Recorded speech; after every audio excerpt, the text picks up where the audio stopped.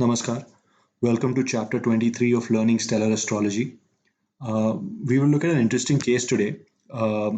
This is a lady who had asked me a question in 2019, mid 2019, around June, July. And this is actually the chart of a person about whom she had asked a question. So the background is that this lady was in a relationship with this man, and that man was already married. And he had told this particular lady that he doesn't get along with his wife, and vice versa. And they have not had a proper relationship for several years. And it was only a matter of time, and he's in the process of divorcing her, and etc. etc. And that post that divorce, he and this new girlfriend could get married. Once that happened, it was just a matter of a few months, etc. Now, months, those months never came, and they came and went, but nothing really moved on that front. And then this lady got worried, and then she consulted with me. Uh, and this is the man's chart that we're going to discuss. The specific question was, will this person divorce or not? Now, as usual, I've hidden the identity of the person involved. You can take down the charts, you can copy down all the degrees and the planets, and you can also copy down the star lord, sublord, etc. And then these are the significators that I've already calculated. You can calculate them yourself. The third page is obviously the Dasha Bhukti Antra table.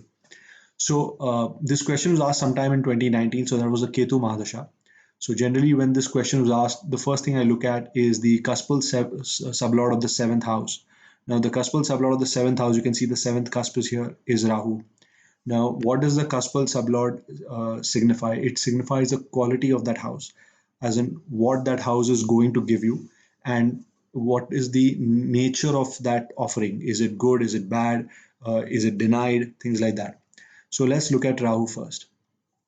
Now you can look at Rahu. We look at all first, and then we look at the strong. You can see Rahu signifying 1, 2, 7, 12, 1, 6, 1, 6, and 10, 12. So we look at the stellar significations only 1, 2, 7, 12, and 1, 6. Now we know that 2, 7, and 11 are considered positive houses for marriage and quality of married life, and 1, 6, and 10 are considered negative houses for marriage or quality of married life. And 12, when it comes along with 1, 6, 12, usually 1, 6, 10, it usually acts against the marriage, because 12 is basically the Vyayasthana, which is the house of loss. Now you can see that there is a mix. You have 2 and 7 signified, which is positive, and 1 and 6 signified, which is negative. So in that sense, we can understand that yes, marriage was not denied to this person. For marriage denial, 2, 7, and 11 would have to be entirely absent from the seventh cuspal sublord. So marriage was not denied. This person did get married. In fact, it was a kind of a love marriage, which is quite odd, but we'll come to that later. And additionally, if you look at the stronger significators, you can see there is 1, but there's also 7. So 7 is strongly denied, and that's why the marriage took place. But I can see that there were problems in this marriage. How much, whether that's enough to divorce and things like that, we look at it now. Now, as per Shashne, whose book I referred to when I was studying stellar methods, there are two things that to see for a legal separation of marriage. Now, marriage separation can happen, like husband and wife can just simply separate, right? But they might not go in for a divorce. But for legal separation of marriage, which would be necessary in this case, because this girl wanted to get married to this person, you'd have to satisfy two conditions. The seventh cuspal sublord, which in this case is Rahu, must be connected to either Mercury or Jupiter, because both planets are considered as dual planets. In fact, if you look at uh, the chart, these four houses are considered dual houses, which is Gemini, Virgo, Sagittarius, and Pisces. These are considered dual houses, and the ruler of the dual houses are Mercury in this case and Jupiter in this case. So they give that duality. So basically, for a person to get married twice, his cuspal sublord must be connected to either Mercury or Jupiter, which will give multitudes. So at least more than one kind of a marriage. Now you can see Rahu is not connected with, Rahu is obviously not Mercury or Jupiter. You can see from here that it is not being aspected by Mercury or Jupiter. Here you have Mercury, which is here. It has a seventh aspect, which is this house, which is Virgo.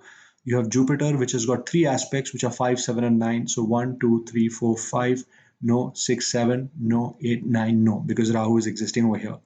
Now, Rahu is also not in the sign of Mercury or Jupiter.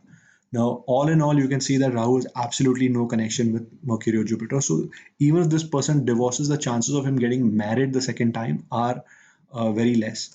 Sorry, so now the second condition that is you have to look at is that this house should signify the third house, because third house is the house of documentation. So there should be a legal documentary divorce, right? Divorce proceedings have to happen. Now that has not happened here. You can see Rahu does not signify the third house. Even a weak signification I would have considered, but even that's not happening.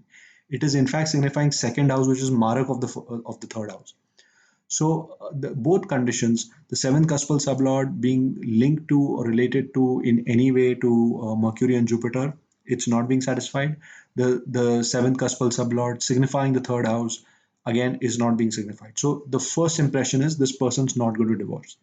Now let's look at the ongoing dashas, because marriage is something that you need to. It's a status. A person is married or is not married, right? It's not something that goes up and down, generally speaking.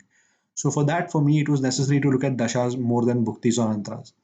So the dasha that this person was in when this question was asked was Ketu, and after that, that's you have Venus. Now that's going to go until 2041. Now I'm guessing these two dashas, or even maybe Sun, we can look at, is enough, right? Because this person, the man, was already well above 50 years old. So let's look at Ketu first. You can look at Ketu. Ketu has got 1, 6, and 10, the full combination of separation, but it also has got 2, 7, and 11, which is the full combination of the marriage staying together. Then on a stellar level, it has again 1 and 2. Again, it's well balanced. And finally, at the sub level, it has got 7 and 11 and 1 and 10. Again, very well balanced. Now we look at the strong significators. It has got the strongest significations of 2, which is good for marriage because 2 stands for family, 2 stands for wealth. And then the what kind of results will you get? You will get 10 and 11. Now you can see that while 10 opposes marriage, it is not a primary opposition house because it's not the sixth house. When 6 is there, then 10 will work in conjunction with it to disrupt the marriage. And it also has an 11. So 2 and 11 is going to support the marriage. And you can see that this is mixed. So I can understand that the marriage had its ups and downs, but there is no reason for the couple to separate. Now let's look at the next dasha. After Ketu, we have Venus. Now in Venus, if you see, you have 2, 3, 8, and then at the sub level, they've got 1, 10, 7, 11. Again, it's a very well balanced at the weak level. Let's look at the strong level. Again, 2, 3, 8, and at the sub level, it's got 10, 11. So effectively, it's same as Ketu. That family is there and there is support, right? And there is weak signification of 7. Now over here, this uh, Venus as well does not actually signify separation of the marriage, because again there is no sixth house. There is no. I mean, you can see it's primarily good for marriage. Then we'll look at Sun. In Sun, if you see, you have 1, 7, 10, 11.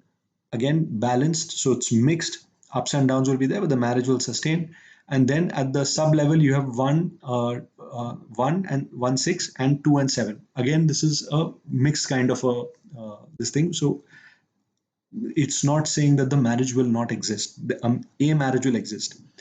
And then you have the strong significations. You have reputation, you have gain, and gain of what? You have 7, which is marriage, partners, things like that. So 7 is primarily married partners. So up to 2047, right? Which is quite a long time from now. This person's marriage is going to sustain. So again, at least for the next 21 years, and this person's over 50, 52 now. So till he's 70, 75, something like that, right? I mean, after that, it doesn't matter. So I did not see the seventh cuspal sublord signifying a legal separation. Yes, it signified problems in marriage for sure, but did not signify legal separation. And even the dashas did not signify a separation of any sort. Yes, it signified some mixed kind of a marriage. I mean, for all we know, this person could have lied about how bad the marriage situation is, right? We don't know. We'll come to that actually, but as of now, we don't know. But this convinced me that this person will not actually divorce his current wife. Now let's look at this chart. Now this chart is quite interesting for a couple of points. You can see Venus and Mars are conjunct.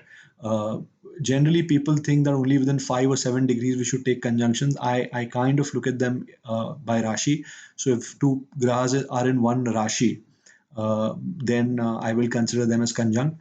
Note, I'm not saying Saturn is conjunct, even though Saturn is in the second house, because we see conjunctions by Rashi and not by houses. Now, whenever this is conjunct, you generally see such people having love affairs. They generally tend to have a love marriage, but not always. But there is definitely a lot of romantic liaisons in their lives, or they at least have opportunities to do this. This conjunction is what I have noticed. Um, in the second house, you have Saturn. Now, uh, generally, it is said that people with Saturn in second house, which signifies, either the 6, 8, 12, or 6, 12, or 8, 12 kind of combinations, um, tend to be good liars, or they're okay with lying. So now let's look at this person's chart, right? Let's look at Saturn. Now, if you look at Saturn over here, it has got does at the sub level, if you take it, it does have 7, 8, 12 kind of a combination. It is connecting but not that much, but it's enough to say that he'd be a better liar than most people, or he'll be more okay with lying than not, right? Some people just simply can't. They're like bad liars. We know some people who are bad liars, right? This person has the capability of being a good liar. Whether he lied in this case or not, I don't know. In fact, the presence of Mars generally, when Mars comes in your second house, and Mars is signifying some combination of 6, 8, 12, 8, 12, 6, 12, things like that, they tend to be malicious liars. So they'll lie to damage someone. Of course, the whole chart has to be seen, but I'm just giving you a quick rules of thumbs over here. In this case, Mars is not there. So this person might, I mean, Mars does not have a negative 6, 8, 12 kind of a combination. So I can conclude that this person probably lies for his own benefit, not necessarily to harm somebody else. But this is the case. So anyway, so my coming back to the main question, which was whether this person will divorce or not. There are two things I checked. I checked the seventh cuspal sublord to see whether divorce is possible at all, legal separation. And the second thing I checked is I checked the relevant dashas to see whether there is removal of any marriage houses completely, and that's not the case. So I can see the marriage being up and down, but I do not think this person will ever divorce his wife. Well, at least for the next three dashas till he's 70, 75. And that is what I did tell this person who had asked me the question. And this was over a year ago. And the last I checked, something that was a matter of weeks and months, it's still not happened. That person is still married to his original wife. So this is how you can actually see questions from the chart with respect to marriage. This was an interesting question that was asked of me, and that's why I thought I'd share with you. So you can give me your thoughts and comments. Again, thank you for following the channel. Please click on the bell icon so that you get notifications. I will try to update my videos, update my channel more regularly.